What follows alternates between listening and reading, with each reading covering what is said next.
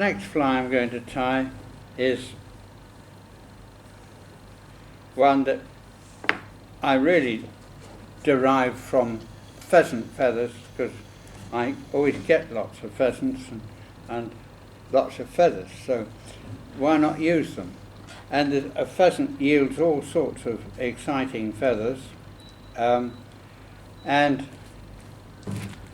there's two particular kinds of feather that they don't occur on every cock pheasant, but if you look at this one, this is quite common. This is a sort of browny grey with a blue sheen on it. You don't find it on every cock pheasant, but you find it on a lot of them.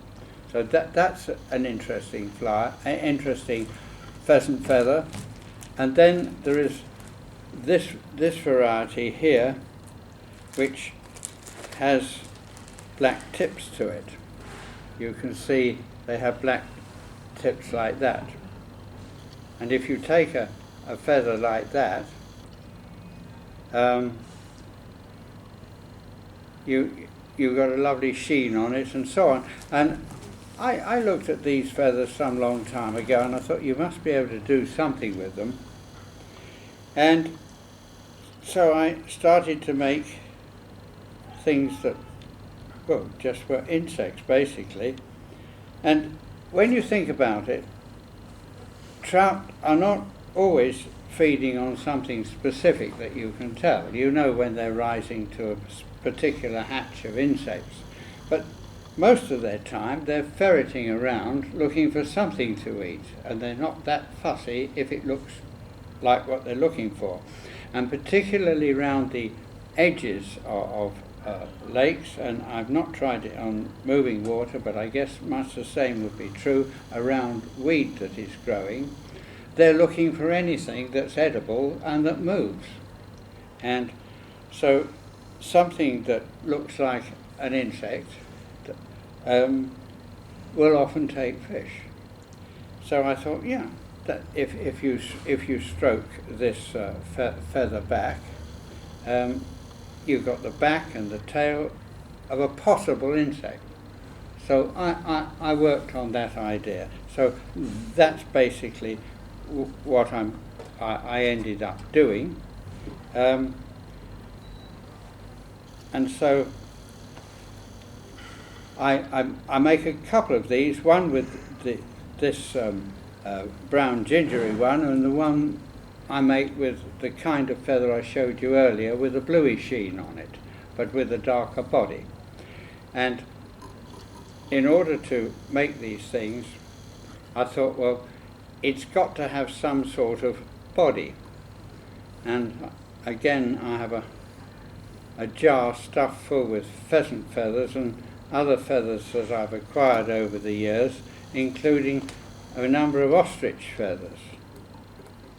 And in the wild, ostrich feathers either come white like that, or they come with black bits on, and some of them are dark grey all over.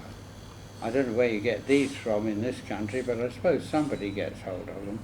So, they're imported, most of them. Pardon? They are imported. And they'll be imported, yes.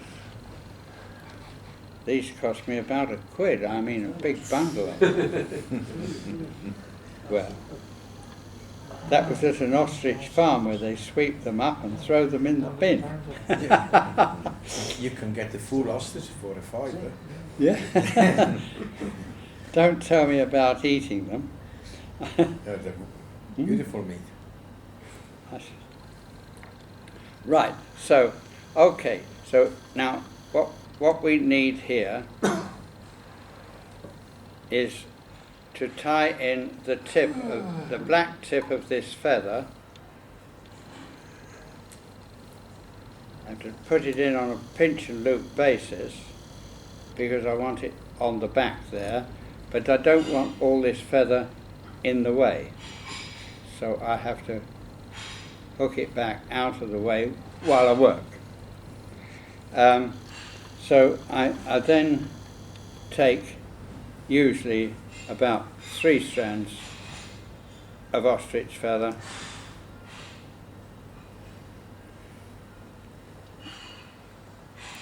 and take the tips off. Oh, before I do that, let me find it. I incorporate something that also helps, which is a piece of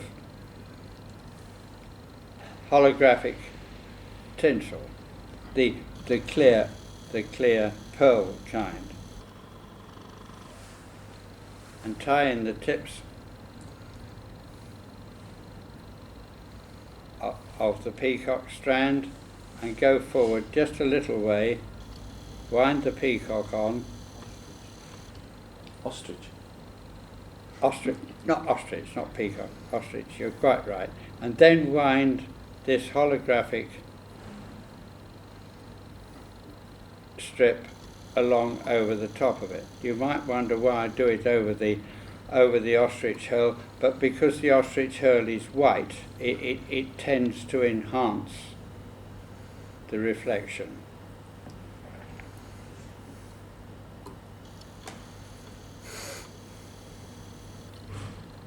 You can't get rid of that stuff, but there we are.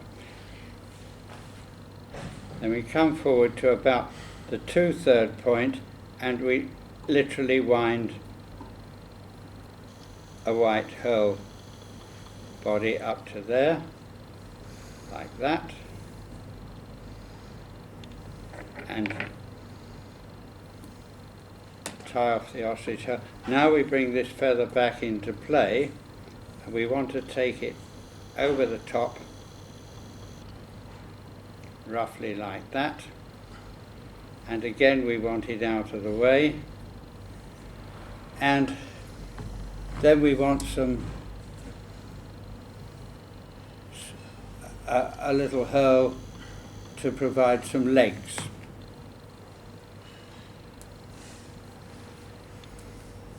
What I do to make legs, I stroke the fibres back and strip off all the fibres on the underside,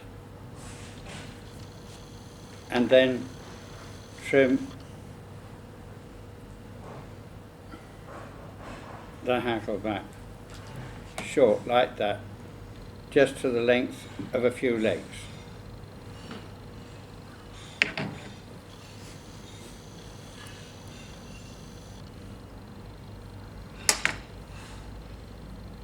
Then wind a bit of a black underbody just out of the thread, like that, and put some legs on it.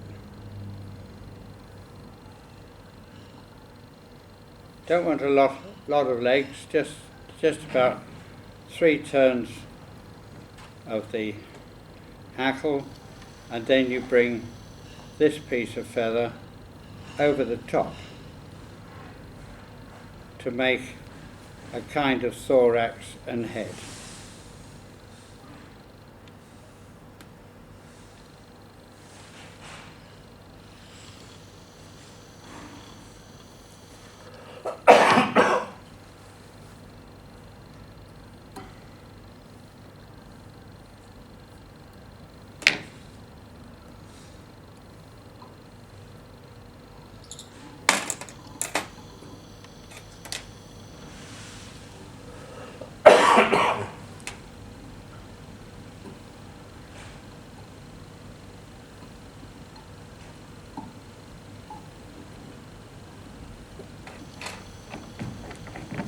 And there you have a nice insect.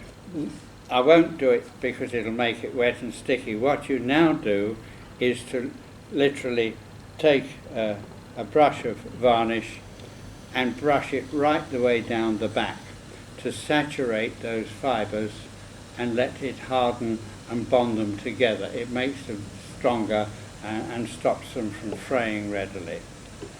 And there you end up with what I call a brown insect. Mm-hmm. So now I made one a bit earlier using the bluey black hackle and some of the dirty grey fibres from the ostrich feather, and if one of them doesn't catch fish, the other one usually does. Very good.